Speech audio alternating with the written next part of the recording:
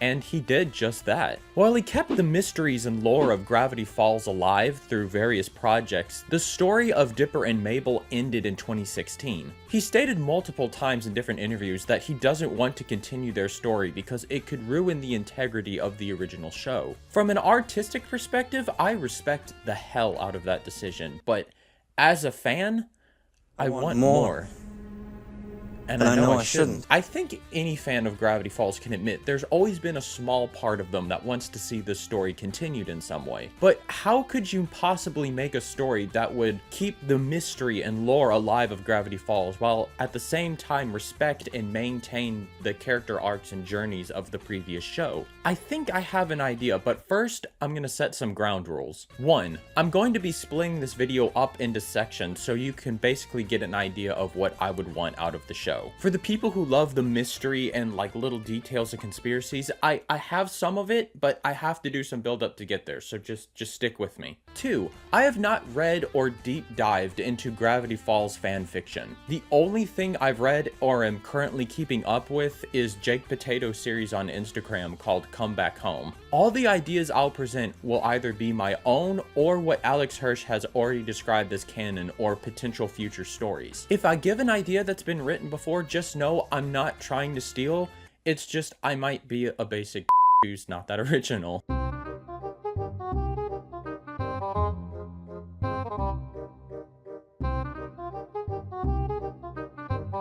And 3, this is not going to be an episode by episode pitch, because that video would just take so long to do. Instead, I'm going to be setting up the pilot, important episodes and character moments throughout the season, and then conclude with the finale. With all that being said, here's my pitch for a Gravity Falls reboot.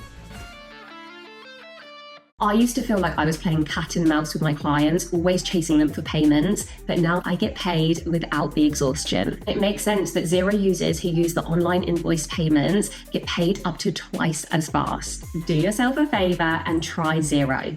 New year, fresh start, and a chance for kids to get back on track in the classroom. At Sylvan, your child gets personalized support from a certified educator who can motivate them and help them thrive. Together, we've got this.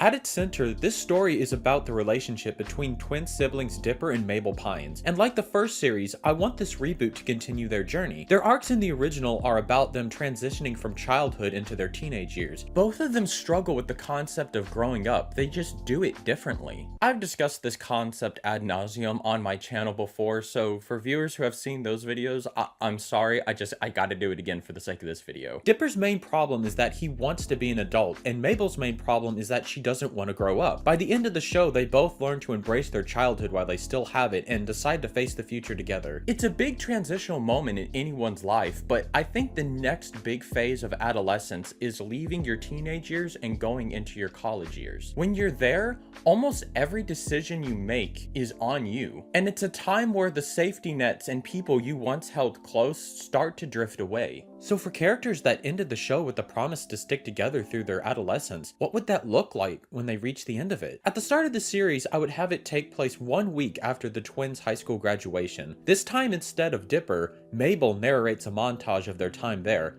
the ups and downs, and like they promised, they were always there for each other no matter what.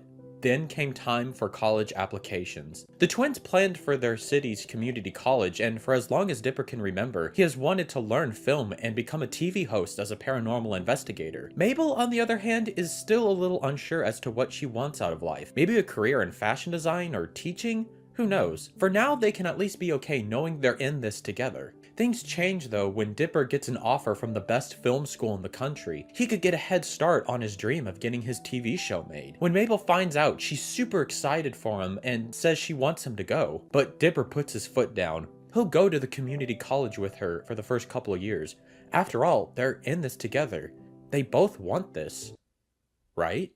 Now, I understand this might sound like a repeat of what Stan and Ford's relationship is, but I'm kind of doing it purposefully. At the end of the show, the twins decide not to repeat the mistakes of their great uncles. But what if by sticking together no matter what, they destine themselves into an opposite yet equal fate. In these arcs I'm introducing, I'm also wanting to showcase a critique that I've seen a lot in the Gravity Falls community. That being Dipper constantly denying what he wants for the sake of Mabel. While in the original series we're shown how Dipper is usually the one learning from his selfish desires, there are several instances where Mabel acts the same way but isn't held to the same standard. The show sometimes came across as Dipper's always in the wrong, and if Mabel ever is, it's either laughed off, or she doesn't suffer the same amount of consequences as he does. Quick side note, I'm not a Mabel hater. I think the hate for her is way overblown. I understand where the critique comes from. With Dipper learning this lesson time and time again, what if he's now in a place where he's negating what he truly wants out of a deep-seated fear? On the other side of that coin, even if Mabel is trying to encourage Dipper to go after what he wants, what if she's unaware it was her selfishness in the past that created this dynamic? After they apply for their hometown's community college and get accepted, they go spend summer at Gravity Falls, Oregon. The twins have made it a tradition to visit Gravity Falls every summer, and this one's no different. As they ride the bus to the Mystery Shack, they can feel the excitement in the air. Same place, new adventures, and old friends. Every year they stay at the Mystery Shack, still under the management of Seuss and his now wife Melody. When the twins walk in the doors, the place is dark and silent. They turn on the light and surprise! Everyone is there to welcome them back to the town. We get to see some familiar faces like Old Man McGucket, Candy, Grenda, maybe some random townsfolk here and there, and to our surprise, Pacifica Northwest. She still has a bit of a mean girl vibe because, you know, Pacifica, but her walls come down as soon as Mabel runs up to her with a hug. The twins and her have stayed in touch and have become close through the years, though during their times in past summers, Mabel would be the social glue keeping the trio together. We can see that Pacifica wants to talk with Mabel about something going on in her personal life, but Mabel, being the social butterfly that she is, gets caught up in the party, leaving Dipper alone with her. So how's it going? Fine. How have you been? Good. It was a long ride, but I'm happy to be back.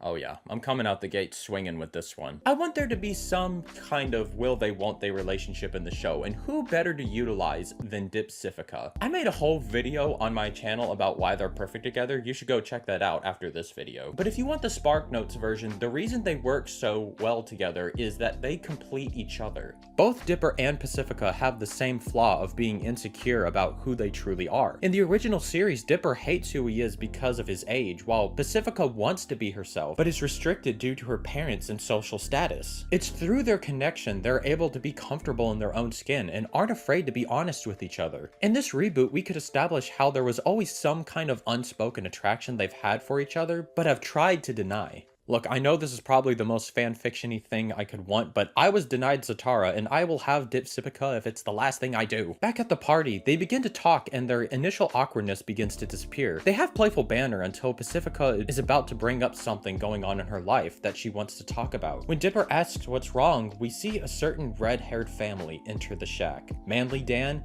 his 3 sons, and Wendy. Dipper is ecstatic to see her again. He turns to Pacifica and asks if they can catch up in a second. Pacifica says it's fine, but as he leaves, we can see she's upset.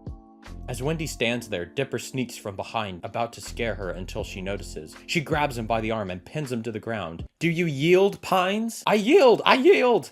She laughs as she helps him up and goes for a fist pump. "Good to see you, man." Welcome to LaGrange, Georgia, USA, where all Duracell AA and AAA batteries are assembled. One factory